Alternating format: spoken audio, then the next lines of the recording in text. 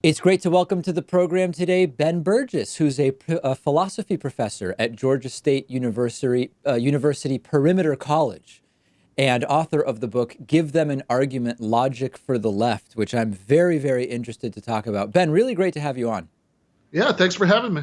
So before we get into like the material, you and I have both appeared on the Jesse Lee Peterson show, and I've told Yes, my audience, I don't really take it super seriously. I think it's sure. sort of like an avant-garde performance art sort of thing. What was your approach when you were invited? Like, I'm guessing you were familiar with the types of interviews he does.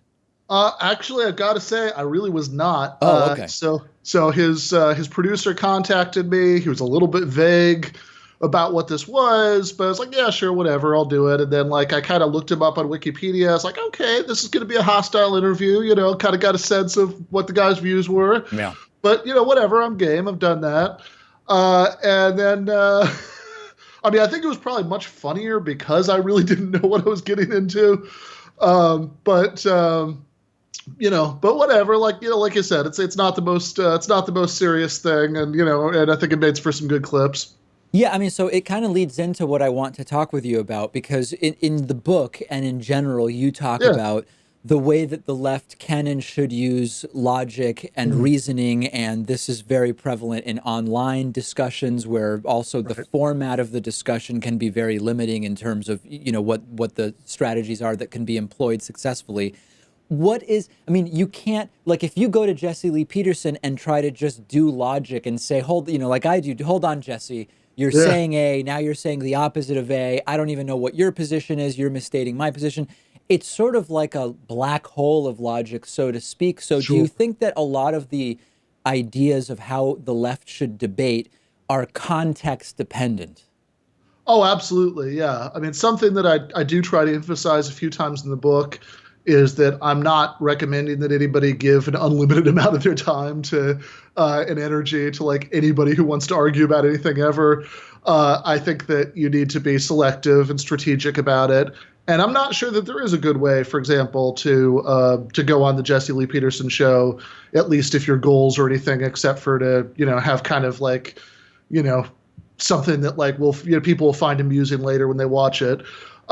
So I think that the reasons that it's important to be better at reasoning, and to make more explicit arguments for left positions and to like spend more time taking apart bad right wing arguments, don't necessarily translate it to say that you should like engage with any particular forum in which the opportunity to do that arises, because obviously if somebody if you have somebody who just wants to ask you loaded questions and then yell at you for not giving yes or no answers, there is no amount of like showing why he's using bad reasoning that's going to make much of a dent in that situation. Is there any particular area of focus in terms of topics where you see that the left is not arguing in what you would identify as the most logically well reasoned and effective way, whether it's a particular social issue or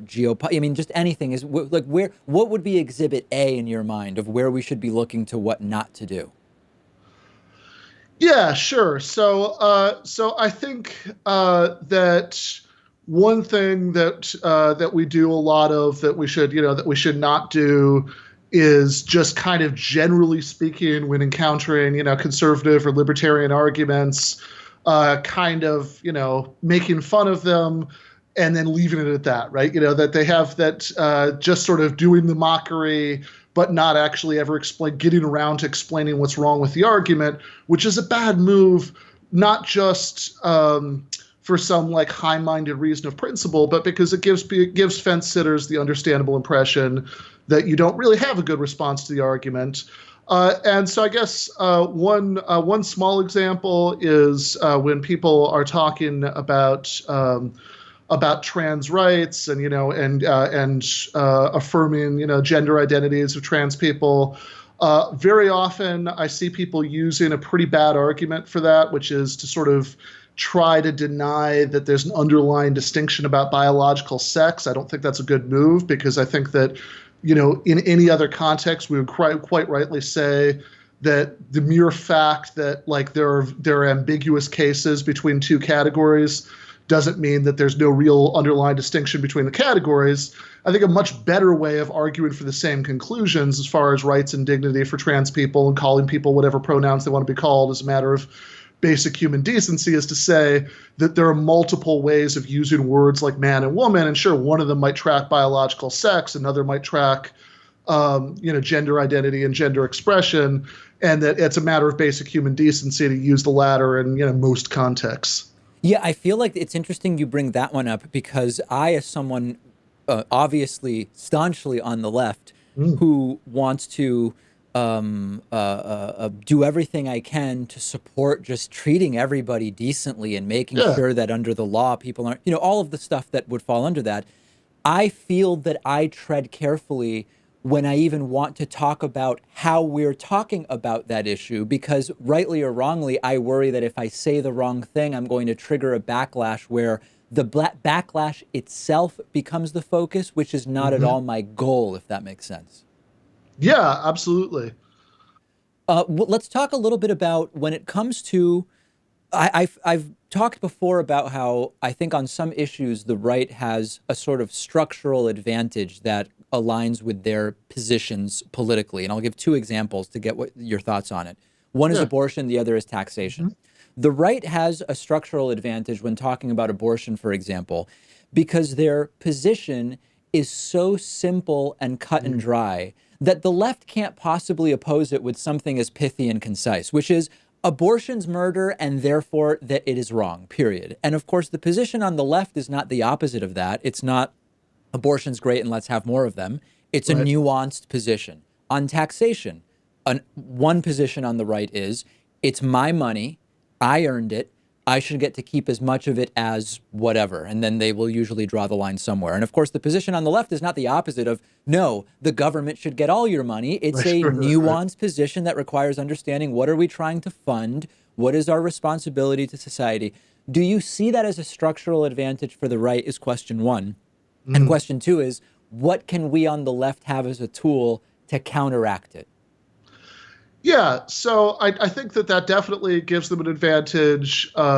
Certainly when you're pushing back against those things, we can't push back against them by saying, that, we think it'd be fine if the taxation rate for middle income people was 100%, or that, it'd be fine to have an abortion, 5 minutes before the delivery day, would have happened anyway.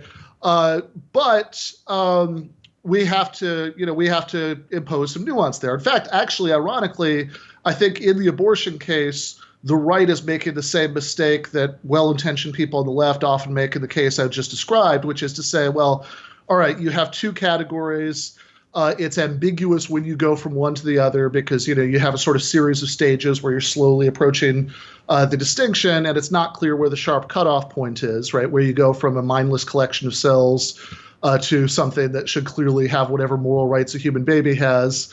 Therefore, because we're not sure where the cutoff point is, there just isn't a real distinction, or, it must be the same thing all along, which is the continuum fallacy, which is, again, the mistake I think some of us are making in other contexts. Oh, that's interesting. So I've talked, one way I fought against the continuum fallacy is by saying, listen, if you set a speed limit of 35 miles per hour, you're not saying 37 is always unsafe, and you're not saying that sometimes if the conditions are poor, you don't have to go much slower. The fact that one line doesn't apply exactly in all cases doesn't mean we don't have to set the line somewhere as a society. I've been trying to use some version of that, but can you talk about where else the left is incorrectly relying on the continuum fallacy? Because that's interesting to me. Yeah, so the sort of arguments that deny biological sex, I think, are the most obvious examples of the left doing it. I think it's certainly easy to come up with examples where I think the right is guilty of this. The abortion example is one of them. Another one is the response that a lot of people had to Rashida Tlaib when she said that, the minimum wage, when, the sort of fight for 15 movement started in like 2012, $15 made sense. But now, especially given how long it would take to get any of this legislation fully into place, the reasonable range would be more like 18 to 20. And a lot of right wingers jumped on that. And they're like, oh, well, 20, why not 25? Why not 50? Why not $1,000 an hour? And like the speed limit case, you can say, well, hold on, just because there's some ambiguity, right? Just because, okay, 18 is probably fine, 19 or 20 is probably fine. That doesn't mean that, and it's a little unclear when you cross the line to what would be unreasonable and unworkable. That doesn't mean that there isn't a real distinction there, or that $1,000 would be fine, right? If we change the speed limit to 36 miles an hour, that would probably be fine.